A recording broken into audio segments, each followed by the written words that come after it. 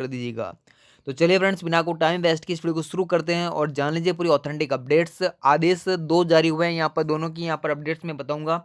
तो जैसा कि आप देख सकते हो यहाँ पर एक अपडेट्स में मिली है दोस्तों, ये अपडेट्स में प्रोवाइड करवाई गई आरक्षण संघर्ष समन्वय समिति प्रधान कार्यालय स्वामी दयानंद सरस्वती परमहंस कॉम्प्लेक्स के द्वारा यहाँ पर आप देख सकते हो जैन नगर रोहिणी सेक्टर दिल्ली से ये अपडेट्स में मिली हैं।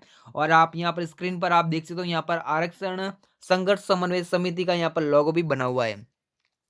और डेट की बात की जाए तो डेट भी यहाँ पर स्क्रीन पर दे रखी है 20 जनवरी 2022 की दोस्तों, ये अपडेट्स हैं। और यहाँ पर जो भी रेफरेंस नंबर हैं इनके आदेश के वो भी यहाँ पर बता रखे हैं। और यहाँ पर बात की जाए किससे संबंधित आदेश जारी किया गया है, तो स्क्रीन पर आप देख सकते हो कि होमगार्ड्स के जवानों को रेगुलर करने, ईपीएफ देने व स्थायी पॉलिसी लागू करने के संबंध में दोस्तों ये मांग पत्र जारी किया गया है।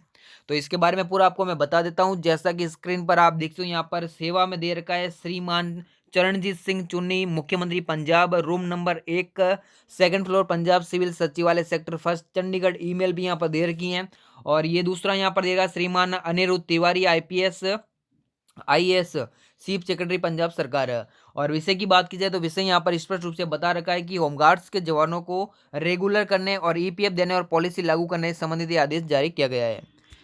और आगे इसमें बता रखा है कि देखते हो आपकी विषय के बाद इसमें पूरा ब्यौरा दे रखा है। होमगार्ड्स के जवानों के लिए अच्छी खबर है कि महोदय आरक्षण संघर्ष समन्वय समिति पिछले कई वर्षों से देश में गरीब व जरूरतमंदों के लिए जमीनी स्तर से लेकर देश के कई हाईकोर्ट और सुप्रीम कोर्ट में कानूनी लड़ाई लड़ती आ रही है।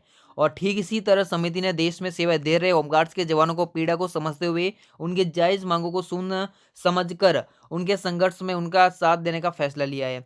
और श्रीमान जी, देश में होमगार्ड्स के जवान देश के लिए जो है सबके काम कर रहे हैं। और अब देश में अंग्रेज का शासन था। सन 1946 में अंग्रेजों के बनाए गए स्वयंसेवी एक्ट के तहत आज भी होमगार्ड्स के जवान हर क्षेत्र में अपनी सेवा दे रहे हैं, जैसे पुलिस के सहायक बनकर या फिर यो सैन्य बलों के साथ कंधे से कंधा मिलाकर कार्य कर रहे हैं। और देश में कोई भी आपदा आने पर आगे यहाँ पर आते रहते हैं। सर्वप्रथम होमगार्ड्स ही आगे आते हैं और होमगार्ड्स को सैन्य बलों के बराबर प्रशिक्षण भी प्राप्त होता है, जिसके कारण वे किसी भी विज्ञप्ति से निपटने के लिए सक्षम होते हैं।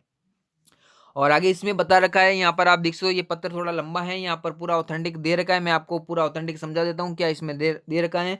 तो श्रीमान जी, इतनी सेवा देने के बावजूद बड़ी दुख की बात है कि आज तक अंग्रेजों के बनाए गए एक्ट में कोई खास संशोधन नहीं किया गया, जिससे कि होमगार्ड्स के जवान रेगुलर होकर अपने परिवार का पालन पोषण कर सके। और जिस कारण होमगार्ड्स के जवानों को लगातार शोषण हो रहा है। और आपको ये जानकारी जानकर आश्चर्य होगा कि होमगार्ड्स के जवानों को कम तनख्वाह पर काम करने के बावजूद ना इनका कोई पीपीएफ काटा जाता है और ना ही इन्हें कोई रिटायर होने पर कोई पेंशन दी जाती है। देश भर में होमगार्ड के 8 लाख से ज़्यादा होमगार्ड्स के जवान अपनी सेवाएं दे रहे हैं, जो कि परिवार सहित अपने आप में बहुत बड़ा वोट बैंक भी हैं। और इसके परिवारों की जो है एक्ट के चलते माफ़ी हालत दयनीय है।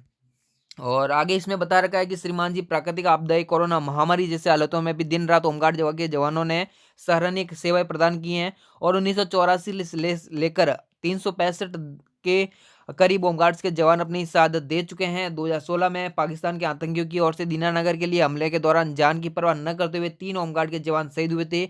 और माननीय सर्वोच्च न्यायालय के 2015 के आदेशानुसार पंजाब पुलिस के सिपाही के बराबर होमगार्ड्स के जवानों को बोनस और बनता वेतनमान भी दिया गया था, लेकिन अब मान भत्ते के रूप में ही होमगार्ड्स की सेवाएं अपनी दे रहे हैं। तो इनका कहने का मतलब ये है कि दोस्तों होमगार्ड्स एक्ट संशोधन किया जाए, यानी कि जो भी पंजाब एक्ट है 1946, 47, 1963 में संशोधन किया जाना चाहिए। अंग्रेजों के समय के बनाए गए नियमों को इनको जो है चेंज करना चाहिए। इनको ईपीएफ का लाभ प्रोवाइड करवाया जाना चाहिए, सरकारी कर्मचारी का दर्जा दिया जाना चाहिए। इसके अलावा स्थायीकरण भी इनको होना चाहिए। और इनके जो मांगे हैं दोस्तों, यहाँ पर आप 126 जनवरी पर पंजाब प्रदेश सहित पूरे देश में होंगे होमगार्ड्स के विरुद्ध यहाँ पर अपनी मांगे देख सकते हो कि स्थायी पॉलिसी बनाकर केंद्र सरकार या राज्य सरकार के अंतर्गत रेगुलर करे, होमगार्ड्स का ईपीएफ काटे, होमगार्ड्स के रिटायर होने पर पेंशन का प्रावधान हो। और जो यहाँ पर बिना किसी फंड सुविधा या पेंशन के सेवानिवृत्त हो चुके होमगार्ड्स के जवानों के लिए पेंशन और अन्य सुविधाएं भी उपलब्ध करवानी चाहिए। और नीचे यहाँ पर आप देखो भवदीय अभय कांता मिश्रा, अधिवक्ता सुप्रीम कोर्ट ऑफ इंडिया, राष्ट्रीय अध्यक्ष आरक्षण संघर्ष समन्वय समिति भारत के सिग्नेचर भी हो रखे हैं। तो यहाँ पर आप चाहो तो इसे ध्यान से भी आप देख सकते हो। इसके अलावा मैंने आपको पूरा समझा दिया है। ये यहाँ पर जो है पंजाब से संबंधित अपडेट्स में मिली हैं और इसमें जो है यहाँ पर होमगार्ड जवानों की बातें दे रखी हैं।